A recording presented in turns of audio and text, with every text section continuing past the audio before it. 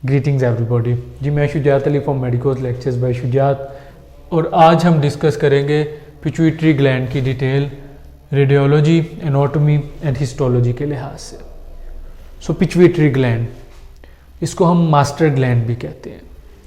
जब हम रेडियोलॉजी के लिहाज से देखते हैं तो it lies in sella turcica और हाइपोफोजियल फोसा भी इसको कहते हैं। In superior respect of sphenoid bone, sphenoid bone के सुपीरियर रिस्पेक्ट पे सेला टर्सिका में ये मौजूद होता है। साइज़ कुछ इस तरह होता है, 13 मिलीमीटर ट्रांसवर्सली ये लाई करता है, उसमें 9 मिलीमीटर एंटीरो पोस्टीरियरली और 6 मिलीमीटर वर्टिकली जब हम रेडियोलॉजी के लिहाज से देखते हैं। तो कुछ डिफरेंट मेथड्स होते हैं जिनमें हम इसकी डिजीज़ को आइडेंटिफाई करते हैं और ट्रीटमेंट करते हैं। सो सबसे पहला मेथड हमारे पास जो होता है ये होता है जी एक्सरे का। एक्सरे हम करते हैं पिट्यूटरी ग्लैंड का ताकि हमें उसका साइज़ पता चले कि वो इनलार्ज तो नहीं है या वो श्रिंक तो नहीं हो गया। सो उसके लिए हम उसका एक्सरे करते हैं।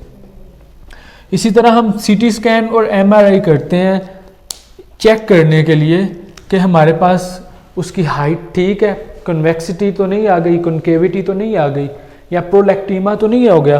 प्रोलैक्टीमा हमारे पास बेसिकली एक कंडीशन होती है जिसमें अनवांटेड या जिसमें हमारे पास ट्यूमर हो जाता है, और वो ट्यूमर हमारे पास नॉन कैंसरियस होता है कि एक ट्यूमर होता है। सो उस ट्यूमर की आइडेंटिफिकेशन के लिए भी हम सीटी स्कैन और एमआरआई करते हैं। एक हमारे पास सिंड्रोम आ जाती है रेडियोलॉजी के लिहाज से पिट्यूटरी ग्लैंड की, जिसको हम कहते हैं एम्प्टी सेला टर्सिका सिंड्रोम। इसमें क्या होता है हमारे पास, इसमें पिट्यूटरी ग्लैंड श्रिंक हो जाता है और जो हमारे पास सेला टर्सिका है ये सेरिब्रोस्पाइनल फ्लूइड से फिल हो जाती है इंस्टेड ऑफ नॉर्मल पिट्यूटरी। सो ये जो सिंड्रोम होती है हम इसको कहते हैं कि ये हमारे पास एम्प्टी सेला टर्सिका सिंड्रोम है। जब हम एनाटॉमी के लिहाज से आते हैं जनाब कि इंटरनली हम कैसे स्टडी करेंगे, ये तो हमने डिस्कस कर लिया कि सेला टर्सिका में होता है superior aspect of sphenoid bone पे, और ये इसकी कुछ लेंथ वगैरह है और इसका साइज़ वगैरह जो कि वेरी है। सो जब हम एनाटॉमी के लिहाज से देखते हैं तो ये डक्टलेस है, अंडर साइड ऑफ ब्रेन है और दो हिस्सों में डिवाइड है। एक हमारे पास एंटीरियर पिट्यूटरी, एक पोस्टीरियर पिट्यूटरी। जब हम एंटीरियर पिट्यूटरी की बात करते हैं तो ये 6 हार्मोन रिलीज करता है। मैंने निमोनिक बनाया फ्लैट पैग, जिनमें पहला हार्मोन हमारे पास thyroid stimulating hormone, luteinizing hormone, gonadotrophin और gonadotrophs, ACTH, prolactin and growth hormone. Flat peg मैंने निमोनिक बनाया है, इससे मैंने इसको याद रखा है। और ये बेसिकली आउटपोचिंग होती है हमारे पास रेथकेस पाउच की। तो हम कहते हैं कि these are the hormone that release from anterior pituitary, और मज़ीद हम आगे इनकी डिटेल भी आपसे डिस्कस करते हैं। तो जब हम पोस्टीरियर पिट्यूटरी की बात करते हैं तो वहाँ पे 2 हार्मोन रिलीज होते हैं, एक वेजोप्रेसिन और दूसरा ऑक्सीटोसिन। जब हम स्ट्रक्चरली इसको डिस्कस करें तो ये हमारे पास जी पिट्यूटरी ग्लैंड की डायग्राम है। यहाँ पे इस पोर्शन में हमारे पास हम इसको कहते हैं ऑप्टिक क्याज्म। इसी तरह यहाँ पे पिट्यूटरी ग्लैंड के हमारे पास हाइपोथैलेमस होता है। ये हमारे पास पिट्यूटरी स्टैक है, और ये पोस्टीरियर पिट्यूटरी जो कि 2 हार्मोन की रिलीज करता है, एंटीरियर पिट्यूटरी जो कि 6 हार्मोन है, और ये आगे मज़ीद पार्स डिस्टेलिस, पार्स ट्यूबरेलिस और पार्स इंटरमीडियलिस और इंटरमीडिया इनमें डिवाइड है। इनकी डिटेल हम डिस्कस करेंगे इंशाल्लाह। तो जब हम टिश्यू के लेवल पे देखते हैं हिस्टोलॉजी के लिहाज से, तो यही पिट्यूटरी पी शेप्ड ग्लैंड है, लाई और suspended from the floor of third ventricle and lie in a funnel shape stack और इन फंडिबुलम, और वही कि डिप्रेशन है upper surface of sphenoid bone पे। लेकिन हिस्टोलॉजी में हम इसके 3 पार्ट डिस्कस करते हैं। एक हमारे पास है एंटीरियर पार्ट जो कि पार्ट्स एंटीरियर कहते हैं हम उसको, एक है हमारे पास इंटरमीडिएट जिसको पार्ट्स इंटरमीडिया कहते हैं, एक हमारे पास है जी पोस्टीरियर जिसको पार्ट्स नर्वोजा कहते हैं। एंटीरियर पार्ट वही 6 hormone from the mnemonic flat peg, luteinizing hormone, adrenocorticotrophic, follicle stimulating hormone, growth hormone, lactogen hormone और ल्यूटोट्रोफिक हार्मोन और प्रोलैक्टिन। इसी तरह posterior part vasopressin and oxytocin. तो जब हम हिस्टोलॉजी की मज़ीद डिटेल में जाते हैं तो हमारे पास पार्स एंटीरियर्स जो है ये cords that are separated by fenestrated sinusoids, नाम शो कर रहा है कोड्स हैं और सेपरेट हमारे पास कुछ फेंसेटेड साइनोसॉइड जिनके ये सेपरेशन कर रहे हैं। जब हम रूटीन स्टेनिंग में इनको देखते हैं तो हमारे पास क्रोमोफिल सेल है और एक क्रोमोफोब सेल है। क्रोमोफिल ब्राइटली स्टेनिंग है और क्रोमोफोब इसके ग्रैन्यूल्स कुछ प्रोमिनेंट नहीं है। इसी तरह हमारे पास एक है जी pars distalis. Pars distalis is basically anastomosing cords of epithelial cells है। ये भी आगे क्रोमोफोब और क्रोमोफिलिक में डिवाइड होता है। क्रोमोफोब सेल हमारे पास छोटे होते हैं क्रोमोफिलिक सेल से और इन सम केसेस इनएक्टिव फॉर्म में भी होते हैं इन पार्स डिस्टेलिस।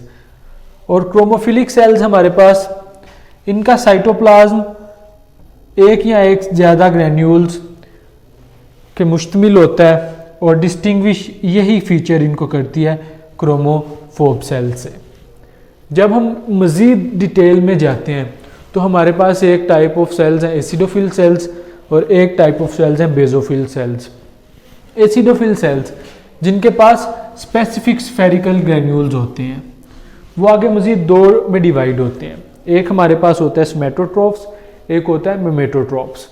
सोमैटोट्रोफ उनका सोमैटोट्रोफिक रिलीजिंग फैक्टर होता है और वो हार्मोन प्रोड्यूस करते हैं सोमैटोट्रोफिन और ग्रोथ हार्मोन बिफोर प्यूबेरिटी।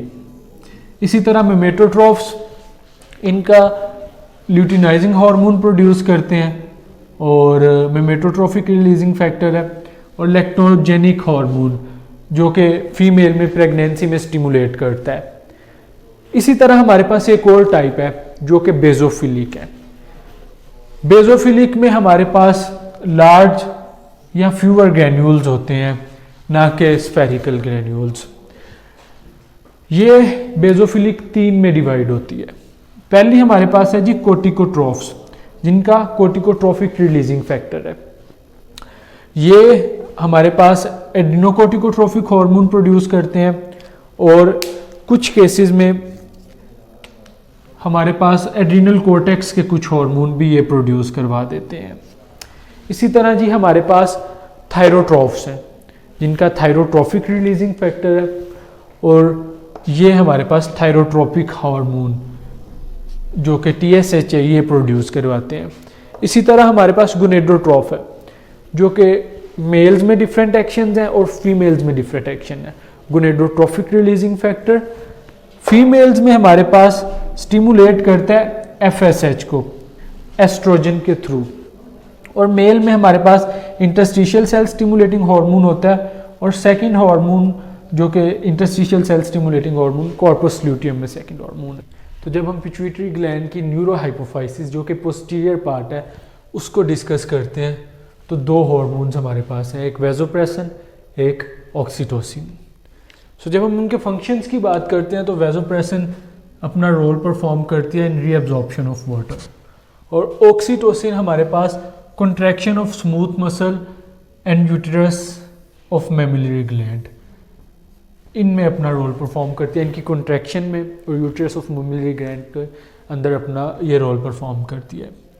जब हम ब्लड सप्लाई की बात करते हैं तो blood is supplied by superior and inferior branches of internal carotid arteries and portal system that is going to be descend from infundibular stack।